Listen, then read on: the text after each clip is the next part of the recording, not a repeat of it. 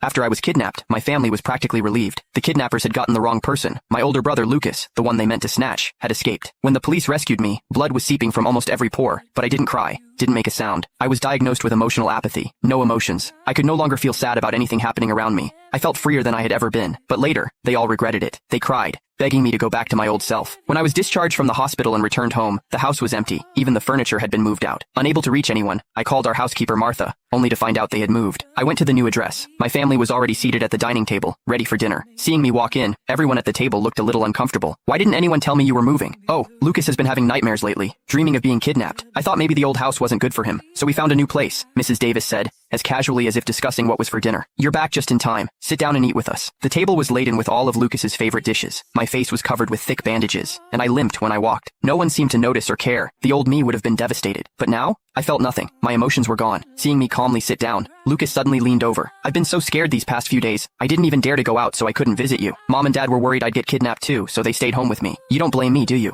Before I could say a word, Mr. Davis quickly jumped in. Come on, Hyman, it's not that serious. You two are brothers. You should cut each other some slack. I didn't know how to react. I was the one who was kidnapped. Lucas laughed heartily. Hey, I just didn't want him to overthink it. Hyman has always been so independent, much braver than me. I really envy people with courage, he said, picking up a shrimp and placing it in my bowl. I silently put down my fork. I'm allergic to shrimp. No one at the table remembered. No one. My name is Hyman. My older brother's name is Lucas. No doubt about it, we're biological brothers. An old fortune teller once told my parents that I had a difficult fate and shouldn't be raised by them. So, they sent me away to live with my distant grandparents in a remote town. All those years, they barely visited me. They only brought me back after my grandparents passed away. I came home filled with hope, but I quickly realized this house wasn't for me. The day I was kidnapped, Lucas insisted on taking a deserted alley. After a few steps, he claimed he needed to find a restroom and told me to wait right there for him. After that, I lost consciousness. I'll never forget those memories. Damn it, a worthless piece of trash. The kidnappers' fists landed on me, blow after blow, venting their rage. They had mistaken me for Lucas. They had kidnapped the wrong person. My family refused to pay my ransom, so they wouldn't get a single dime. I was starved for 3 days, tortured for 3 days. My throat was raw. I couldn't even scream anymore. When the police burst in, the kidnappers were about to strip me. Blood blurred my vision, but I still strained to open my eyes, looking behind them.